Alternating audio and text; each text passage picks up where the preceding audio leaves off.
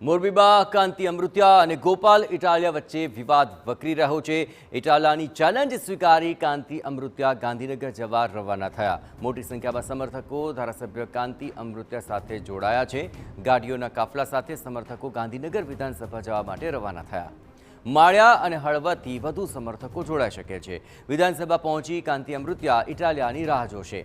અત્રે ઉલ્લેખનીય છે કે છેલ્લા ઘણા સમયથી મોરબીના ધારાસભ્ય કાંતિ અમૃતિયા અને ગોપાલ ઇટાલિયા વચ્ચે વિવાદ ચાલી રહ્યો છે। સૌથી પહેલા કાંતિ અમૃતિયાએ ચેલેન્જ ફેંકી હતી કે ઇટાલિયા મોરબીથી ચૂંટણી જીતી બતાવે તો હું તેને 2 કરોડ રૂપિયા આપીશ।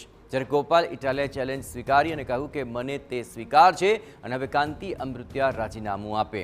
કાંતિ અમૃતિયાએ કહ્યું હતું કે હું પણ રાજીનામું આપીશ અને ગોપાલ ઇટાલિયા પણ રાજીનામું આપે।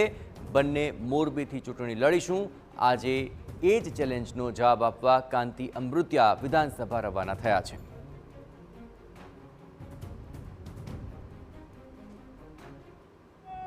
એક વિસાવદરની સીટ આવ્યા પછી આખા ગુજરાતમાં બાનમાં લેવા માટેની ફરિયાદ, એમાં મોરબીમાં છેલ્લા થોડી ઘણી તકલીફ છે, હું સ્વીકારું।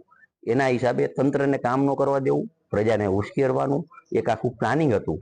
એટલે એને મને એવું લાગ્યું કે આ બધે આવું કરશે તો મને એવું લાગે ગોપાલ ઇટાલિયા આવશે, અહીંયા આવશે, ઓલું આવશે, એના અભિમાન હતું, એની મેં ચેલેન્જ આપી। આજે ચેલેન્જ સ્વીકારવા જઉં છું। અમે રાજીનામું એટલા માટે આપવા માટે જઈએ છીએ કે ગોપાલભાઈ જો આવે તો અહીંયા લડવા માટે દરેક કાર્યકર્તાઓ તૈયાર છે। એવું નથી કે કાંતિભાઈ એકલા છે એમ। કાંતિભાઈએ 30 વર્ષ સુધી કામ કરેલું છે મોરબી જિલ્લાની અંદર। આજથી 30 વર્ષ સુધી કામ એને ઘણા બધા કરેલા છે। ગોપાલભાઈ અહીંયા આવ્યા તો એમને શું કામ કરેલું છે। તો સામસામે રાજીનામાની હોડ અને ચૂંટણી લડીને એકબીજાને હાર જીતના લેખાજોખા કરવા માટે આ હોડ જામી હોય તેવો ઘાટ ઘડાયો છે। હવે કાંતિ અમૃતિયા ગાંધીનગર રવાના થયા છે અને કહ્યું કે હું ગાંધીનગરમાં ગોપાલ ઇટાલિયાની રાહ જોઈશ, તેઓ રાજીનામું આપે, હું પણ રાજીનામું આપું અને ફરી એકવાર ચૂંટણી થાય અને ખરાખરીનો જંગ ખેલાય। પરંતુ હવે માળિયા અને હળવદથી વધુ સમર્થકો પણ જોડાશે અને રાજીનામું પડશે કે પછી આ રાજકીય સ્ટન્ટ સાબિત થશે તે જોવું ઘણું જ રસપ્રદ બની રહ્યું છે।